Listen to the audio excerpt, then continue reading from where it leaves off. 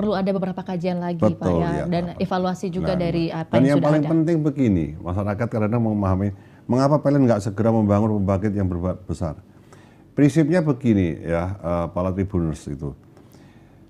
PLN itu by regulasi. Ya. PLN itu saham terbesar adalah saham milik pemerintah. Ya, seperti itu. Kalau bicara by regulasi, maka untuk menambah pembangkit dan sebagainya pun itu juga by regulasi. Syarat utamanya adalah masuk di rencana umum penyediaan tenaga listrik RUPTL. Jadi pada saat tidak ada di RUPTL, maka PLN tidak bisa membangun. Gitu. Iya. Nah, dan yang perlu diketahui bahwa kalau membangun suatu EBT, contoh saja air, FS ya, untuk studi kelayakannya pun itu memakan waktu barang 5 sampai 8 tahun. Ya, kelayakan kecukupan air ini bisa bertahan berapa lama? Itu FS-nya saja. Ya. Terus membangunnya pun ya bisa main antara 3 sampai 5 tahun membangunnya. Maka tidak bisa instan. Bangun yang paling mudah cepat itu adalah surya. Ya, surya kalau kita punya lahan, kita ukur lumen panas ya segitu kita bisa bangun. Itu bisa cepat ya. Bayu juga butuh waktu lama, kajiannya juga lama. Bayu seperti angin dan sebagainya, ya itu cukup lama. Nah, itulah yang perlu saya sampaikan bahwa mengapa kok tidak secepat seperti itu? Syaratnya yaitu masuk RUPTL atau tidak. Kalau nggak masuk RUPTL tidak mungkin. Pendanaan dari mana? Kan begitu kan ya. Nah, seperti itu. Selain itu mungkin Pak, maksudnya selain pertanyaan kenapa nggak segera membangun pembangkit listrik dan sebagainya, Pak, tentunya juga pertanyaannya apakah setiap tahunnya akan terjadi seperti ini pemadaman bergilir? Apalagi kan ini kan di tahun ini mungkin yang paling berat, Pak, dari tahun-tahun sebelumnya. Apa benar seperti itu, Pak? Ya, jadi kalau saya lihat ya, mohon maaf, saya 3 kali masuk Sulawesi Selatan. Sejak 95 sampai dengan tahun saat ini. Yang saya rasa paling berat pada saat saya masuk di tahun 1998, Orde Baru. Itu berat. Yang kedua pada saat tahun 2009. 2009 itu pemadaman seluruhnya. Dan waktu itu pemerintah, dalam artian itu regulasi pemerintah untuk investasi PLN seolah-olah kurang. Jadi pemadaman di mana-mana. Dan itu bulan-bulan. Ya, bulan-bulan. Nah, saat ini terjadi defisit pemadaman kemarin karena dampak El Nino itu memang terdampak di kami juga lumayan berat ya, lumayan berat pada kondisi yang saat ini di era saat ini. Di era saat ini. Di era saat ini ya toh. Artinya kalau kita jangan tandingkan lah tahun 95 dibandingkan dengan tahun saya kan nggak bisa apple to apple ya. Nggak bisa apple to apple.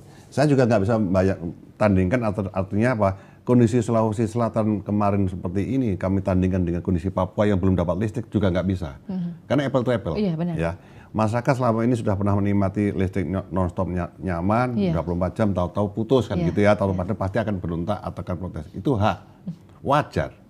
Ya, nah, terus case ini apa? Apakah kami tetap berdiam diri? Tidak, karena kalau kami baca rilis daripada BMKG. Tidak menutup kemungkinan 2024 akan terjadi El Nino lagi. Ya. Maka PLN khususnya di Sulawesi Selatan, Tenggara dan Barat menyiapkan tambahan-tambahannya. Ya, yang saat ini saya sampaikan bahwa saat ini kita sudah nambah injeksi 30 mega, nanti Desember lagi masuk lagi 50, di akhir Desember masuk lagi 20, berarti kurang lebih 100 ya. Nanti insya Allah ya di bulan akhir Maret kami akan nambah lagi 200 mega ya. Itu ada pembangkit temporer. Kenapa pembangkit temporer? Yaitu menjembatani antara proyek yang telah dikontrakkan untuk dikerjakan yang nanti akan masuk di tahun 2024, 2025, 2026 ya. Jadi ada beberapa proyek PLN, misalkan pembangunan PLTU yang di sistem Sulawesi ada nanti akan masuk di September 2024 ya. Ada juga yang akan masuk lagi nanti di Desember 2024 ya. Kalau kita menunggu mereka kan belum selesai, maka ada namanya pembangkit temporary yang nanti akan kita injeksikan di akhir Maret 2024 ya. Dan beberapa lagi masih kita tetap jalankan ya. Selain itu pembangkit-pembangkit yang masih ada existing, tentunya kita tetap harus pertahankan dan tetap harus kita pelihara, kan gitu. Ya, tidak hanya kita nambah pembangkit baru, tapi yang lain ditinggalkan, nggak begitu ya, tetap harus dipelihara. Maka pada saat kondisi sistem kita nanti sistem kelistrikan PLN itu kondisi lebih surplus atau kondisi aman, maka kita izinkan ya beberapa pembangkit keluar dulu untuk pemeliharaan, baru masuk kembali bergantian.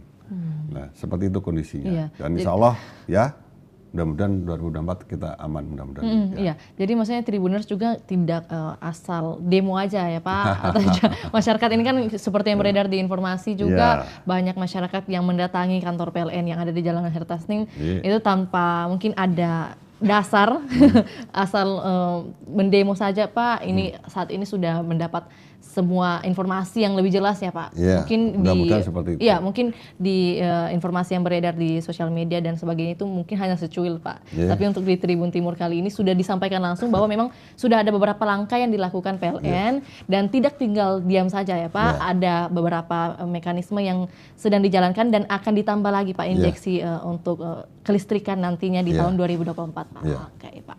Dan terkait mungkin masih sejalan dengan yang dilakukan oleh masyarakat Pak berdatangan di kantor PLN, tentunya ini meminta kompensasi dan sebagainya Pak. Tapi mungkin masih ada juga beberapa masyarakat yang belum mengerti sebenarnya bentuk kompensasinya seperti apa dan juga bagaimana mekanisme untuk mendapat kompensasi yang dimaksud dari PLN Pak. Boleh disampaikan mungkin? Oke ya, sekali lagi PLN itu kan by regulasi.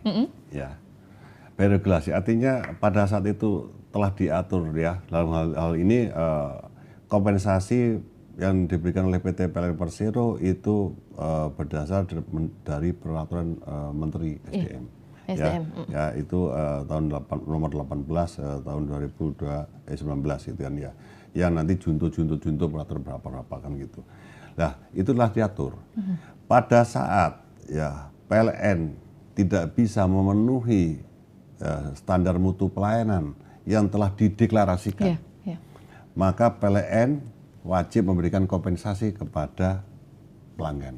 Nah, kali ini memang declare kita yang kemarin tahun 2023 ya kali gangguan, kali padam itu kita melebihi, maka kita berikan kompensasi kepada pelanggan ya, ke pelanggan.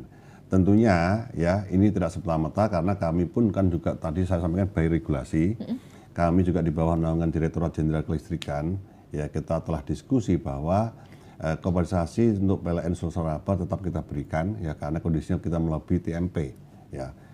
Ya, kompensasi sudah bisa dinikmatin oleh masyarakat Sulselaba yang di luar di atas tingkat mutu pelayanan ya ini sejak di akhir November kemarin sampai dengan sekarang sudah bisa. Nah, bagaimana cara melihat kompensasi ya? Kalau prabayar, ya pelanggan yang prabayar itu nanti pada saat pelanggan itu membeli token itu ada lagi tambahan tokennya di bawahnya, stroke tokennya. Tapi kalau yang pasca bayar nanti menjadi pengurang, ya misalkan pasca bayar tagihannya harusnya misalnya 100.000 gitu kan ya ternyata 100.000 nanti dapat kompensasi misalkan 15.000 berarti kan sisanya 85.000 ya. aja. Kalau yang prabayar misalkan dia beli token 50.000, 50.000 tokennya misalkan dapat misalkan 30 kWh, nanti ada lagi tambahannya di bawah lagi itu. Ya, tapi itu secara otomatis Pak atau mungkin harus diklaim dulu? Secara otomatis ya, secara otomatis sesuai dengan hitungan kita pada saat lokasi-lokasi itu yang kemarin melebihi tingkat mutu pelayanan.